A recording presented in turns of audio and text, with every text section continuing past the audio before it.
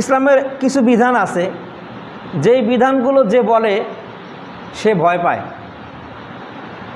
বলতে সাহস পায় না,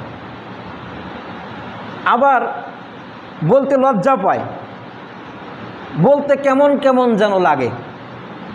আবার যারা শোনে তারা ওই বিষয়গুলো শুনতে চায় না, লজ্জা পায়, ভয় পায়, আর শুনতে কেমন কেমন যেন লাগে।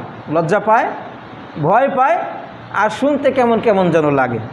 মানে এটা কখনো কোথাও শোনে না, আর কোনো হুজুরের মুখ থেকে এটা শুনতে তাদের ভালো লাগে না। কোথাও যদি এটা আলোচনা করা হয় কেমন যেন মনে হয় এটা না বললেই পারতো, হুজুর এটা বললো কেন।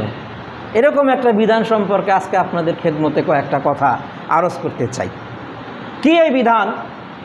যেই বিধান সম্পর্কে কথা বলতে হুজুরে ভয় পায়, যেই বিধান সম্পর্কে কথা বলতে হুজুর লজ্জা পায়, যেই বিধান সম্পর্কে কথা শুনতে যারা শোনে শ্রোতারা ভয় পায়, শ্রোতারা লজ্জা পায়, শ্রোতারা হুজুরের মুখ বন্ধ করে দেয়, একটা বিধান আছে।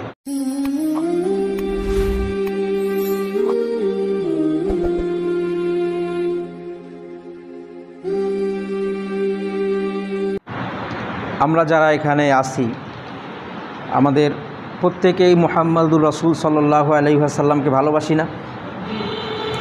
ভালোবাসা আমাদের ঈমানের অঙ্গ মানে অন্যতম শর্ত। যদি আমাদের কাউকে বলা হয় যে আপনি মুহাম্মাদুর রাসূল সাল্লাল্লাহু আলাইহি ওয়াসাল্লামকে গালি দেন, ভিতরে যদি সামান্য পরিমাণ ঈমান থাকে, একটু ঈমান থাকলে কোনো মুসলমান পারবে না রাসূল সাল্লাল্লাহু আলাইহি ওয়াসাল্লামকে গালি দিতে পারবে? অন্তত আমরা পারবো না। রাসূল সাল্লাল্লাহু আলাইহি ওয়াসাল্লামকে গালি দেওয়ার মতো সাহস, শক্তি আর ভিতরের সেই পাওয়ারটা আমাদের কারো নাই। এমনকি মনের মধ্যে যদিও কখনো উপরে উপরে গালি না, যদি মনের মধ্যেও কখনো উনার ব্যাপারে কোনো বদ ধারণা আসে, সঙ্গে সঙ্গে আস্তাগফিরুল্লাহ আস্তাগফিরুল্লাহ বলে আল্লাহ পাকের কাছে মাপ চাই। কারণ একজন মুমিন যে ইমানদার সে কখনো রাসূল সাল্লাল্লাহু আলাইহি ওয়াসাল্লামকে গালি দিতে পারে না, তার প্রতি মোহাব্বত ভালোবাসা ত্যাগ করতে পারে না। কারণ রাসূল সাল্লাল্লাহু আলাইহি ওয়াসাল্লামকে ভালোবাসা ঈমানের অন্যতম অঙ্গ। লা ইউমিনু আহাদুকুম হাত্তা আকুনা আহাব্বা ইলাইহি মিন ওয়ালিদিহি ওয়া ওয়ালাদিহি ওয়ান নাসি আজমাইন। হুজুর সাল্লাল্লাহু আলাইহি ওয়াসাল্লামের স্পষ্ট ঘোষণা, তোমাদেরকে ওই পর্যন্ত মুমিন হতে পারবে না যতক্ষণ না আমি মুহাম্মাদুর রাসূল তার কাছে তার সন্তান, তার পিতা, এমনকি দুনিয়ার সকল মানুষের চেয়ে প্রিয় না হব, ভালোবাসার পাত্র না হব। তা আমরা সকলেই তাকে ভালোবাসি, ভালোবাসতেই হবে। আমরা কেউই তাকে গালি দিতে পারবো না, প্রকাশ্যেও না, মনে মনেও না। যদি কেউ প্রকাশ্য গালি দেয় সে কি মুসলমান থাকবে? মুমিন থাকবে? বেঈমান।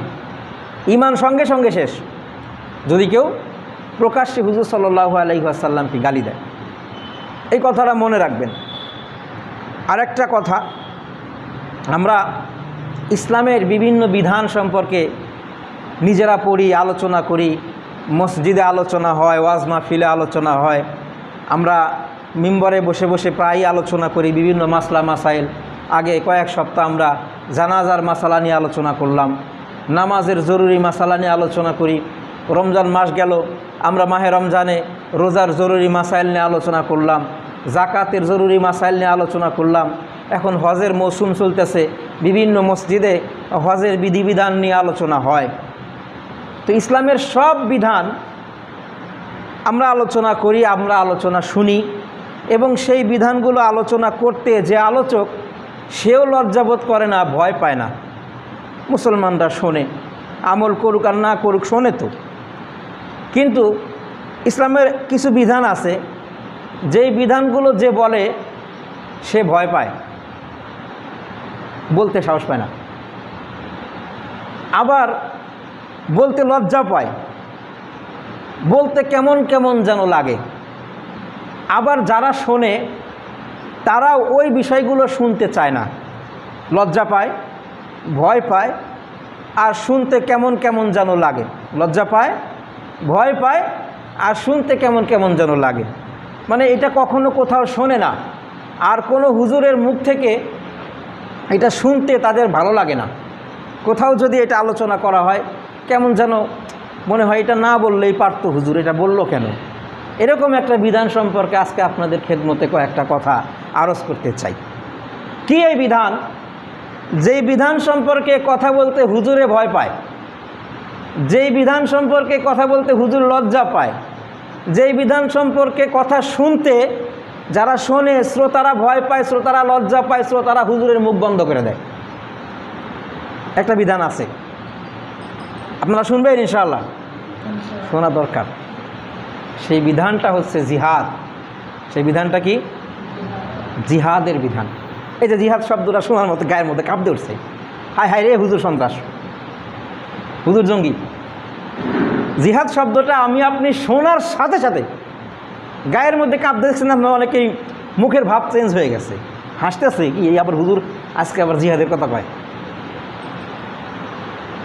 না জানার ফলে, এটা আলোচনা না করার ফলে আমাদের এই অবস্থা। জিহাদ শব্দর আলোচনা যদি কোনো হুজুর করে, কোনো বক্তা আলোচনা করে, কোনো খতিব সাহেব তার খুতবার মধ্যে জিহাদ নিয়ে কথা বলে, তখন অনেক মসজিদ এমন আছে যেখানে খতিব সাহেবের চাকরি চলে যায়, খতিবের চাকরি চলে যায়, খতিবের চাকরির ভয় থাকে, খতিবের মুখ বন্ধ করে দেওয়া হয়, জিহাদ নিয়ে কথা বলবেন না, ইসলামের বিধানের অভাব পড়ে নাই, নামাজ নিয়ে কথা কন, রোজা নিয়ে কথা বলেন, হজ নিয়ে কথা বলেন, জাকাত নিয়ে কথা বলেন, কবরের আযাব নিয়ে কথা বলেন, মরা নিয়ে কথা বলেন, কিন্তু জিহাদ নিয়ে কথা বলবেন না হুজুর, খবরদার। এইটা হলো সেই বিধান যে জিহাদের বিধান সম্পর্কে আলোচনা করতে গেলে হুজুরও কাঁপে, শ্রোতারাও কাঁপে, আশপাশে তাকায় না জানি কে শুনে ফেলে। এই হলো সেই বিধান। এই জন্য জিহাদ সম্পর্কে আমাদের না জানার ফলে আজকে আমরা জিহাদটাকে একটা অচ্ছুত ইসলামের বিধান না, এটা একটা সন্ত্রাসী কর্মকাণ্ড, এটা বলা শুরু করে দিচ্ছি, ভাবা শুরু করে দিচ্ছি। এই জন্য এই সম্পর্কে আমাদের কয়েকটা কথা জানা দরকার। জিহাদ কি? জিহাদ হচ্ছে বাজলুল জুহদি। জিহাদ শব্দের আবিধানিক অর্থ হচ্ছে আল মাশাক্কা, কষ্ট। জিহাদ মানেই কষ্ট। আর শরীয়তের পরিভাষায় জিহাদ বলা হয় বাজলুল জুহদি ফি কিতালিল কুফার। অন্য শব্দে বলা হয় বাজলুল জুহদি লিইলাই কালিমাতিল্লাহি ওয়া লিকিতালিল কুফার সাওয়াউন কানা বিল মালি আও বিল নফসি আও বিল সাওয়াউন কানা বিল মালি আও বিল লিসানি আও বিল নফস। জান দিয়া, মাল দিয়া, অথবা নিজের জবান দিয়া, নিজের আমল দিয়া ইসলাম প্রতিষ্ঠার জন্য যতগুলো সংগ্রাম আছে সমস্ত সংগ্রামের নাম হলো জিহাদ।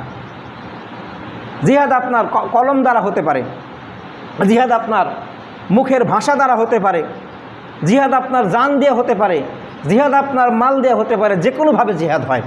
তো জিহাদের সর্বোচ্চ স্তর হচ্ছে আল কিতালু মা আল কুফার, কাফের মুশরিকদের সাথে লড়াই করা। এটা হচ্ছে জিহাদের সর্বোচ্চ স্তর। এবং প্রকৃত জিহাদ, কোরআনে জিহাদ বলতে এই জিহাদকে বোঝানো হয়। বাকি জবান দিয়ে জিহাদ করা এটাও জিহাদ, কলম দিয়ে জিহাদ করা এটাও জিহাদ, নিজের সম্পদ দিয়ে জিহাদ করা এটাও জিহাদ। কিন্তু সত্যিকারে প্রকৃত জিহাদ হলো কিতাল মা আল কুফার, কাফেরদের সাথে লড়াই করা, সশস্ত্র সংগ্রাম। এটা হলো আসল জিহাদের স্তর। এখন জিহাদ কি? ইসলামের মধ্যে অবস্থান কোথায়? আমরা কিন্তু সবসময় খুঁজি, হুজুরের কাছে এসে বলি যে হুজুর ফজিলতপূর্ণ কোনো হাদিস পান, মানে ওই হুজুরের ওয়াজ সবচেয়ে বেশি ভালো লাগে যেই হুজুর বেশি বেশি ফজিলতের দোয়া বলে, নানান রকমের দোয়া বলবে, দোয়া শিক্ষা দিবে যে এই দোয়াগুলো পড়লে আপনি 20,28,312 নেকি পাবেন। বিশাল হুজুর, কি ফজিলতের ওয়াজটা করলো রে, নতুন কথা শুনলাম। মানে আমরা খালি ফজিলত খুঁজি যে কোনটার বেশি ফজিলত, হুজুর এই দোয়াটা পড়লে কি ফজিলত পাবো, এই নামাজটা পড়লে কি লাভ হবে, আমার জান্নাতে কয় তালা পাবো। এগুলো আলোচনা যে হুজুর বেশি করে ওই হুজুরের আলোচনা আমাদের কাছে বেশি ভালো লাগে। আর যেই হুজুরের জবান দিয়ে একবারে জিহাদ শব্দ বের হয় ওই হুজুর ভালো না, মুখে যশ নাই, মুখে কি নাই, যশ নাই। তো এই জন্য ফজিলত সম্পর্কে আমাদের একটু ধারণা নেওয়া উচিত যে জিহাদের ফজিলতটা কী। জিহাদের ফজিলত হলো ইমানের পরে সবচেয়ে উত্তম আমল হলো জিহাদ। ইমান আনার পরে একজন মুমিন ইমান আনবে, ইমানের পরে সবচেয়ে উত্তম আমল হলো জিহাদ। সহিহ বুখারীতে হাদিস আসছে, আন আবি হুরায়রা রাদিয়াল্লাহু আনহু قال সুইলা রাসূলুল্লাহ সাল্লাল্লাহু আলাইহি ওয়াসাল্লাম। হযরত আবু হুরায়রা রাদিয়াল্লাহু আনহু বলেন যে আল্লাহ রসুল সাল্লাল্লাহু আলাইহি সাল্লামকে জিজ্ঞাসা করা হলো আইয়ুল আমালি আফজল, কোন আমলটা সবচেয়ে উত্তম, কোন আমল সবচেয়ে উত্তম? আল্লাহ রসুল বললেন ঈমানুম বিল্লাহি ওয়া রাসূলিহি, সবচেয়ে উত্তম আমল হলো আল্লাহর প্রতি এবং তার রাসূলের প্রতি ঈমান আনা, সর্বোত্তম আমল। এরপরে আবার সুম্মা মাজা, সাহাবী জিজ্ঞাসা করলেন সুম্মা মাজা, এরপরে কোন আমলটা সবচেয়ে উত্তম? তখন আল্লাহ রাসূল সাল্লাল্লাহু আলাইহি সাল্লাম বললেন আল জিহাদু ফি সাবিলিল্লাহ, আল্লাহর রাস্তায় জিহাদ করা। ঈমানের পরে সর্বোত্তম আমল হলো আল্লাহর রাস্তায় জিহাদ। এরপরে বললো এরপরে কোনটা? সুম্মা মাজা, এরপরে হলো হজ্জুম মাবরুর, কি করা? হজ করা। এখন তো হজ হলো, আমরা মনে করি যে নামাজের পরে হজ হলো শ্রেষ্ঠ আমল, কিন্তু মাঝখানেরটা আমরা কি দিয়ে দিই? বাদ দিয়ে দিই। হজ হয়ে গেছে এমন যে বর্তমানে আলেম যায় হলো নিজের লকব বাড়ানোর জন্য, উপাধি। অনেক আলেম আছে যারা নামের শুরুতে আলহাজ নাই, এদের মাহফিলে একটু ওয়েট কম থাকে, শুরুতে নামের আগে অনেকগুলো আলহাজ মালহাজ না লাগলে ওই হুজুরের দাম একটু কম। এই জন্য অনেক হুজুর যায় হলো নামের শুরুতে আলহাজ লাগানোর জন্য। আবার কতবার হজ করছে, কয়বার গেছে, এটাও একটা বিষয়, আলোচ্য বিষয়। অনেকে জানায়ও, মুরিদ ভক্তবৃন্দ মানুষকে বলে আমাদের হুজুর এই পর্যন্ত প্রায় 25 বার হজে গেছে। কতবার? 25 বার হজে গেছে, বিশাল ফজিলত, এইটা বলা হয়। আবার ধনীরা যায় দেশ ভ্রমণের জন্য, রিল্যাক্সের জন্য, অথবা আপনার অনেকে যায় ব্যবসা করার জন্য। ইখলাসের সাথে হজ করার মানুষ খুব কম। যাই হোক, তো এটা পরের স্টেপ, ইমানের পরে জিহাদ, তারপরে হজ। কিন্তু আমরা জিহাদের এই মাঝখানের আলোচনাটা আমরা করি না। অন্য হাদিসে আসছে, হযরত ইবনে মাসউদ রাদিয়াল্লাহু আনহু থেকে বর্ণিত, সহিহ বুখারী সহিহ মুসলিমের হাদিস। আল্লাহ রাসূল সাল্লাল্লাহু আলাইহি সাল্লামকে জিজ্ঞাসা করা, কুলতু ইয়া রাসূলুল্লাহ, হে আল্লাহ রাসূল, আইয়ুল আমালি আহাব্বু ইলাল্লাহ, আল্লাহ পাকের কাছে কোন আমলটা সবচেয়ে বেশি প্রিয়? তো উনি বললেন as-সালাতু আলা ওয়াক্তিহা, সময় মতো নামাজ পড়া। এরপরে সুম্মা ইউনকালা বিররুল ওয়ালিদাইন, বাবা মায়ের সাথে ভালো ব্যবহার করা। এরপরে কোনটা? এরপরে সুম্মা ইউনকালা আল জিহাদু ফি সাবিলিল্লাহ, আল্লাহর রাস্তায় কি করা? জিহাদ করা। ফজিলতের জন্য এর চেয়ে বড় আর কি হতে পারে?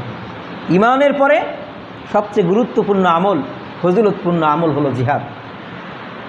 অন্য হাদিসের মধ্যে আসছে, হযরতে আবু যর রাদিয়াল্লাহু আনহু থেকে বর্ণিত, সহিহ বুখারী সহিহ মুসলিমের হাদিস। উনি বলেন যে কুলতু ইয়া রাসূলুল্লাহ আইয়ুল আমালি আফজল, কোন আমলটা সবচেয়ে উত্তম? আল্লাহ রাসূল সাল্লাল্লাহু আলাইহি সাল্লাম বললেন আল ঈমানু বিল্লাহি ওয়াল জিহাদু ফি সাবিলিল্লাহ, আল্লাহর প্রতি ঈমান আনা এবং আল্লাহর রাস্তায় জিহাদ করা, এই হলো সর্বোত্তম। ঈমানের পরে গুরুত্বপূর্ণ আমল হলো জিহাদ। তো এই গুরুত্বটা রাসূলুল্লাহ সাল্লাল্লাহু আলাইহি ওয়াসাল্লাম বুঝছেন, এই গুরুত্বটা সাহাবায়ে কেরাম রিদওয়ানুল্লাহি আলাইহিম আজমাইন বুঝছেন, এই গুরুত্ব তাবেঈনরা বুঝছেন, এই গুরুত্ব আইম্মায়ে মুজতাহিদিন বুঝছেন। এই জন্য তাদের জীবনের অনেক সময় কেটে যেত জিহাদের ময়দানে, জীবনের অনেক সময় কেটে যেত জিহাদের ময়দানে। তো আমরা যখন বুজুর্গ বলতে কোনো কিছু বুঝাই, বুজুর্গদের ওয়াজ শুনি, তো বুজুর্গ বলতে তাকেই বুঝি যে নামাজ পড়তে পড়তে কালো দাগ হয়ে গেছে, রাতভরে নামাজ পড়ছে, ফজরের ওযু দিয়ে এশা পড়ছে, মানে এইগুলো শোনাই। কিন্তু ওই বুজুর্গর ওই কাহিনীগুলো কখনো মানুষের সামনে পেশ করি না, যে ওই বুজুর্গ কতবার জিহাদে গেছে, জিহাদে যাওয়ার পরে ওই বুজুর্গর কোন শরীরের মধ্যে কয়টা আঘাত লাগছে, এটা নিয়ে কখনো আলোচনা হয় না। তো জিহাদ এটা ঈমানের পরে সবচেয়ে গুরুত্বপূর্ণ এবং সবচেয়ে ফজিলতপূর্ণ একটা আমল। আল্লাহ রাসূল সাল্লাল্লাহু আলাইহি ওয়াসাল্লাম ইরশাদ করেন, লাগাদওয়াতুন ফি সাবিলিল্লাহ আও রাওহা খায়রুম মিনাদ দুনিয়া ওয়া মা ফিহা, আল্লাহর রাস্তায় মানে জিহাদের এক সকাল ব্যয় করা আর এক বিকাল ব্যয় করা দুনিয়া এবং দুনিয়ার মধ্যে যা কিছু আছে সব কিছু থেকে উত্তম, সব কিছু থেকে উত্তম। এগুলো আমাদের বিশ্বাস হয় না? তো হয় কি? বিশ্বাস হয়নি? হাদিস কি বানায় কই নাকি? বিশ্বাস হয় না? হয় না কেমন আমি বুঝাই। আমি যদি মনে করেন যে এখানে একটা দোয়া বলে অনেকগুলো ফজিলত বলতাম, দেখবেন মসজিদের মধ্যে সব কটা সুবহানাল্লাহ চিৎকার করতেন, বলতেন, আপনারা বলতেন। আর জিহাদের কথা বলছি না, একটা লোকের মুখ দিয়ে সুবহানাল্লাহ বের হয় নাই, বোঝা গেল আপনি বিশ্বাস করেনই নাই। এটা যে ফজিলতপূর্ণ আমল আপনার বিশ্বাস হইলই না। আমি যদি বাস্তব কথা, আমি অনেকবার বলছি, আমি খেয়াল করে দেখি, আপনি মনে করেন যে খেয়াল করি না। কোনো নামাজের ফজিলতের কথা বললে যাও সুবহানাল্লাহ বলতে বলতে মুখে ফেনা উঠে যায়, দোয়ার ফজিলতের কথা বললে সুবহানাল্লাহ বলতে বলতে মুখের ফেনা উঠে যায়। কিন্তু জিহাদের ফজিলতের কথা বললাম, বিশ্বাস হইল না। লাগাতুন ফি সাবিলিল্লাহ রওহা, আল্লাহর রাস্তায় এক সকালে সামান্য কিছু সময় ব্যয় করা, অথবা বিকালে একটা সামান্য কিছু সময় ব্যয় করা, দুনিয়া এবং দুনিয়ার মধ্যে যা কিছু আছে হলো তার থেকে উত্তম হলো এই আল্লাহর রাস্তায় জিহাদে ব্যয় করা। এক ব্যক্তি আসছে হুজুর সাল্লাল্লাহু আলাইহি সাল্লামের কাছে, এসে বলছে, হুজুর জিহাদের সমান ফজিলতের কোনো আমল আছে বলেন। ইসলামে জিহাদের সময়, সহিহ বুখারী হাদিস, কিতাবুল জিহাদের 2 নম্বর হাদিস, গতকাল পড়াইলাম সহিহ বুখারীতে। জিজ্ঞাসা করছে ইমানের পরে মানে কোনো আমল এমন আছে কি যেটা জিহাদের চেয়ে উত্তম হতে পারে? তা আল্লাহ রাসূল সাল্লাল্লাহু আলাইহি সাল্লাম বলে, লা আজিদ, পাই না এরকম কোনো আমল নাই। জিহাদের চেয়ে উত্তম হতে পারে, আল্লাহর কাছে জিহাদের চেয়ে দামি হতে পারে, এমন কোনো আমল আমার জানা নাই। কে বলেন? মুহাম্মদুর রাসূল সাল্লাল্লাহু আলাইহি ওয়াসাল্লাম। উনি বলতেছেন জিহাদের চেয়ে উত্তম কোনো আমল আমার জানা নাই। এরপর বলতেছে, হ্যাঁ তবে একটা কাজ করতে পারো। কি সেটা? উত্তম হতে পারে, কাছাকাছি হতে পারে। সেটা হলো যে তুমি যখন মুজাহিদ জিহাদ করার জন্য ঘর থেকে বের হবে, মানে ওই সময়ের থেকে তুমি রোজা রাখা শুরু করবা।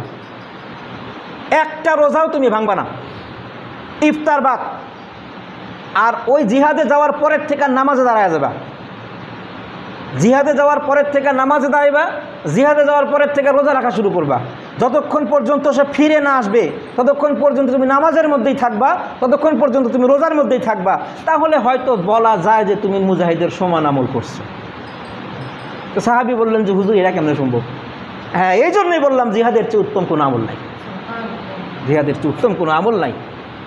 যে ব্যক্তি আল্লাহর রাস্তায় জিহাদ করে, মাসালুল মুজাহিদি ফি সাবিলিল্লাহ, আল্লাহর রাস্তায় যে জিহাদ করে, মাসালুস সাইমি ওয়াল কাইমি, ও জিহাদ কইরা একজন ঘরের মধ্যে বৈশা বৈশা রোজা রাখে, ঘরের মধ্যে বৈশা বৈশা নামাজ পড়ে, সে জিহাদ করে ওই পরিমাণ সওয়াব পায়। মাসালুল মুজাহিদি ফি সাবিলিল্লাহ মাসালুস সাইমি ওয়াল কাইম। এই জন্য রাসূল সাল্লাল্লাহু আলাইহি ওয়াসাল্লামও উনি কোনো সময় সুযোগ পাইলে জিহাদ করা বন্ধ করেন নাই, সুযোগ পাইলে জিহাদ করা বন্ধ করেন নাই উনার জীবনে। তো জিহাদটা কেমনে ফরজ হয়েছে?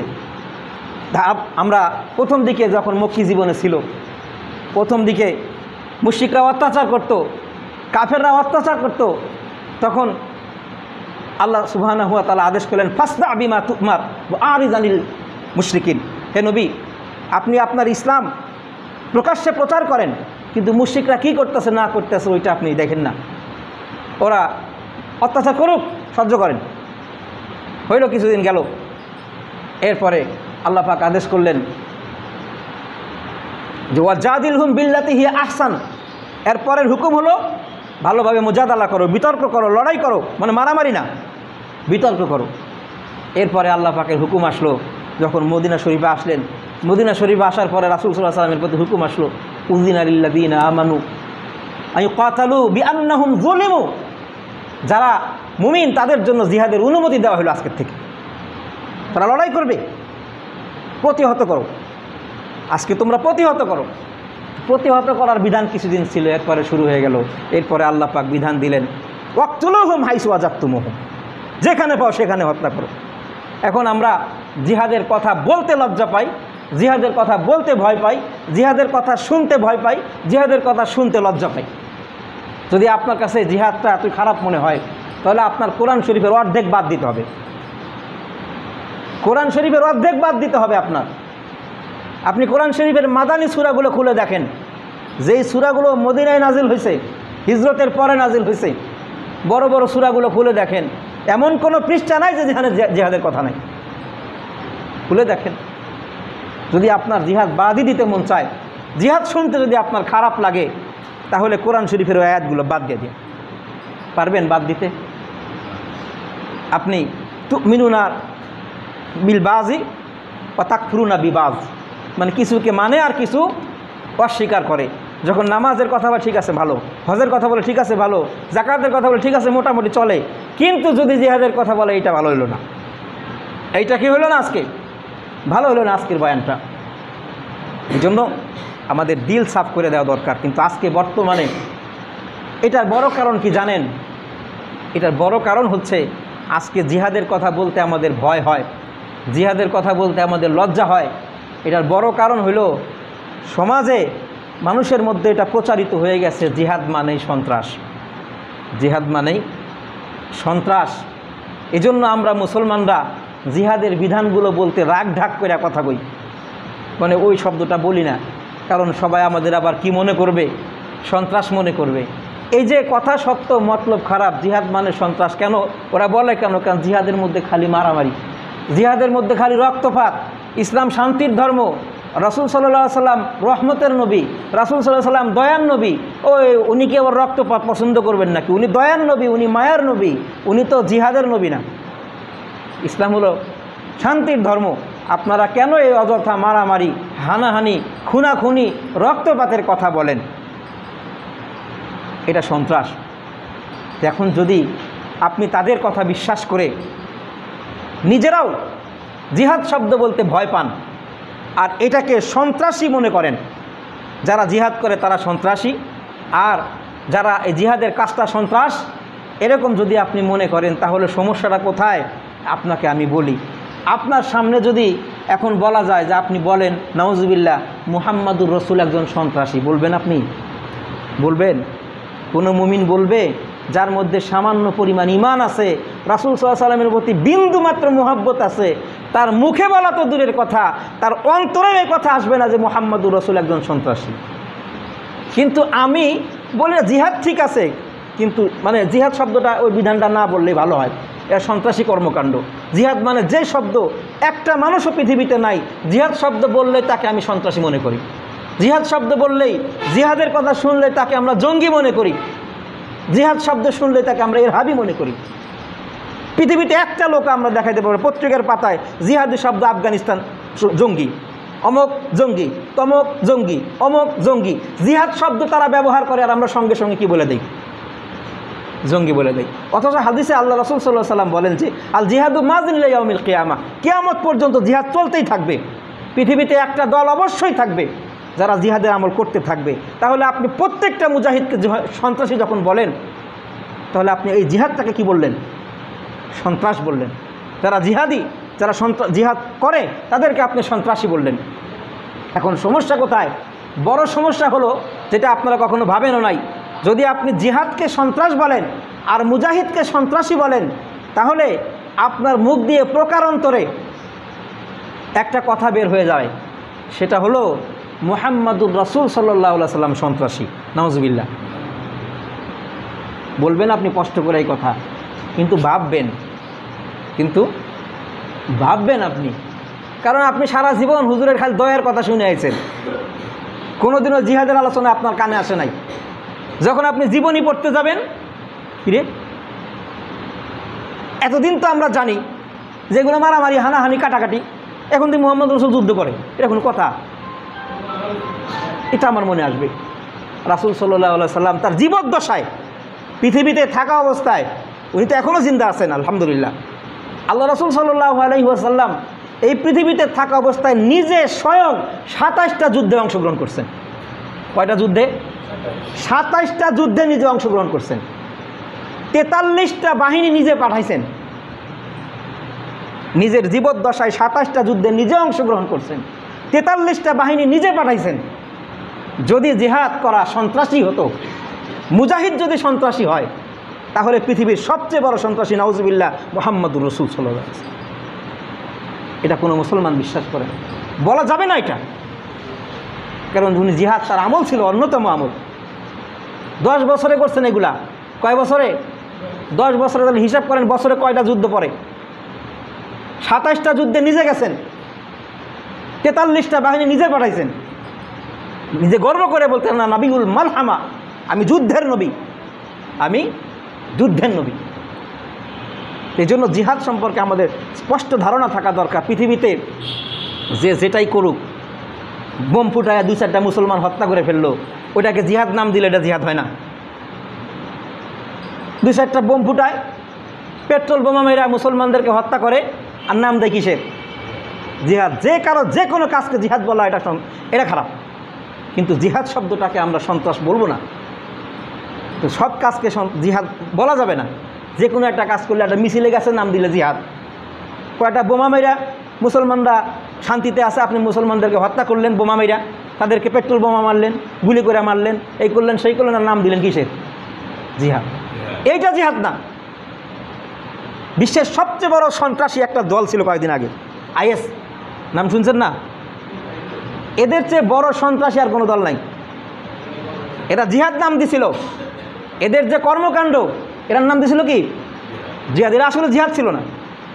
এই IS-এর প্রত্যেকটা অস্ত্র, IS-এর সম্পূর্ণ অর্থের যোগান এগুলো আসছে আমেরিকা থেকে। এরাকে বানাইছে আমেরিকা, মানে ইসলামের বিরুদ্ধে ব্যবহার করার জন্য নাম দিছে কি? জিহাদ। সেই জন্য জিহাদ সম্পর্কে আমাদের স্পষ্ট ধারণা থাকা দরকার। জিহাদ মানেই সন্ত্রাস না। আর জিহাদ শব্দর জিহাদ নিয়ে আলোচনা করলে ওই হুজুরের চাকরিবাদ, হুজুর এটা কী করেন আজকে, এগুলো আলোচনা করেন কে? নামাজের কথা কন, ফজিলতের কথা কন, অমক দোয়ার কথা কন, যেই দোয়া পড়লে পারে 20 বছর পরে জান্নাতে থাকা যাবে, ওইটা কন। এগুলো কী কন আপনি জিহাদের কথা? এমন ধারণা পোষণ না করেন না এটা। কারণ পৃথিবীর সবচেয়ে বড় মুজাহিদ ছিল মুহাম্মদুর রাসূল সাল্লাল্লাহু আলাইহি ওয়াসাল্লাম। এই জন্য এটা আলোচনা করা দরকার, আমাদের স্পষ্ট ধারণা থাকা দরকার। আপনি জিহাদকে সন্ত্রাস বলতে বলতে বলতে বলতে একসময় আপনার নিজের মনের মধ্যে আসবে, তাহলে মুহাম্মদুর রাসূল কে ছিলেন? নিজে 27টা যুদ্ধে অংশগ্রহণ করলেন, 43টা বাহিনী নিজে পাঠাইলেন। ওফাতের সময় খালি আমরা এই কথাটা প্রচার করি, রাসূল নামাজের ওফাতের কিছুক্ষণ আগে নামাজের কথা বলছেন, খালি নামাজের কথা বলেন নাই, আর একটা কথা বলছিলেন, ওইটা আলোচনা হয় না। উনি বলছেন যেই বাহিনী আমি পাঠাইছি সব বাহিনী যেন ঠিক মতো যায়, যেন ওই বাহিনীগুলো ঠিক মতো যায়, ওইটার খোঁজ খবর হুজুর ওফাতের কিছুক্ষণ আগেও নিচ্ছেন। কোন কোন বাহিনী পাঠাইছেন? হযরত উসামা বিন যায়েদ রাদিয়াল্লাহু আনহু উনাকে পাঠাইছিলেন এই ওফাতের কিছুক্ষণ আগে, কয়েকদিন আগে। তো বাহিনী এখনও যায় নাই। হুজুর সাল্লাল্লাহু আলাইহি ওয়াসাল্লাম খোঁজ নিছেন যে ওসামা গেছে কিনা, পাঠায় দিও, জিহাদে পাঠায় দিও। হুজুরের ওফাতের আগে এই খোঁজটা নিছেন।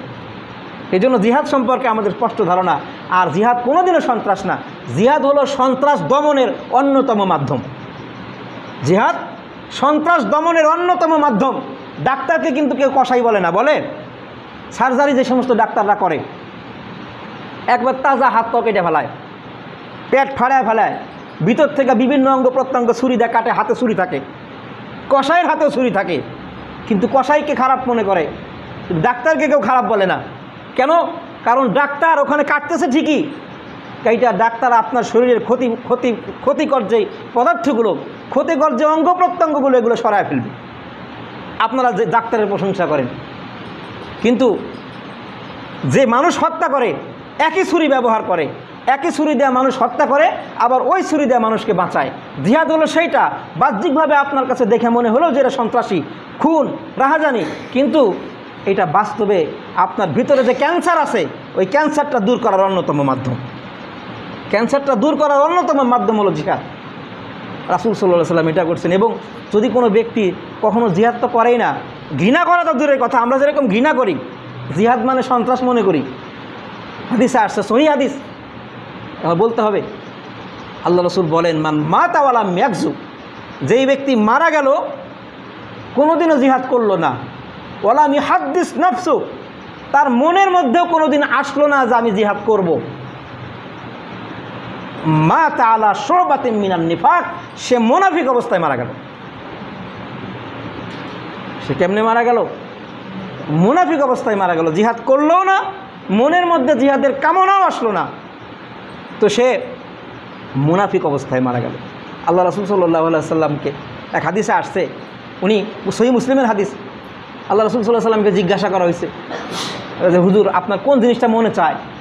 আল্লাহ রাসূল বলছেন, আমার মনে চায় যে আমি যদি আল্লাহর রাস্তায় জিহাদ করতাম, শহীদ হয়ে যাইতাম, আবার জিহাদ করতাম, আবার শহীদ হইতাম, আবার জিহাদ করতাম, আবার শহীদ হইতাম, আমার বারবার এটা মনে চায়।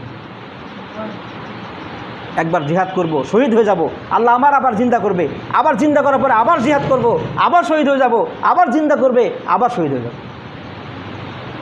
এই জন্য মনের মধ্যে সাফ ধারণা রাখি, জিহাদ মানেই সন্ত্রাস না, বরং জিহাদ হলো সন্ত্রাস দূর করার অন্যতম মাধ্যম, সন্ত্রাস নির্মূল করার অন্যতম মাধ্যম। জিহাদ হলো সেই অস্ত্রোপচার, যে অস্ত্রোপচারের মাধ্যমে শরীরের দূষিত অঙ্গ প্রত্যঙ্গ, শরীরের দূষিত পদার্থগুলো বের করে দেওয়া হয়। আর জিহাদ দ্বারা সমাজের দূষিত পদার্থগুলো, যেখানে আল্লাহর কালামকে, আল্লাহর কালেমাকে নিচু করে রাখা হয়েছিল, সেখানে আল্লাহর কালেমা এবং আল্লাহর কালামকে উঁচু করা হয়। বাজলুল জুহদিল ইলাই কালিমাতিল্লাহ, আল্লাহর কালিমাকে উঁচু করার জন্য, বুলন্দ করার জন্য জিহাদ করা হয়। এই জন্য জিহাদ সম্পর্কে আমাদের স্পষ্ট ধারণা রাখা উচিত। জিহাদ কোনোদিনও সন্ত্রাস না, জিহাদ হলো ফজিলতপূর্ণ একটা আমল, অন্যতম। জিহাদ কিন্তু ফরজে কেফায়া। জানাজার নামাজ কেমন? ফরজে কেফায়া। ক্ষেত্র বিশেষে জিহাদ ফরজে আইন হয়ে যায়। কেমন ফরজে আইন? এমন ফরজে আইন হয়ে যায় যে ওই সময় বাবা, সন্তান তার বাবার অনুমতি নেওয়া লাগবে না, স্ত্রী জিহাদে যেতে তার স্বামীর অনুমতি নেওয়া লাগবে না, গোলাম জিহাদে যেতে তার মনিবের অনুমতি লাগবে না, এমন পর্যায়ে হয়ে যায়। তবে সবসময় জিহাদ ফরজে কেফায়া, সবসময় জিহাদ ফরজে কেফায়া, আর মাঝে মাঝে ফরজে আইন হয়ে যায়।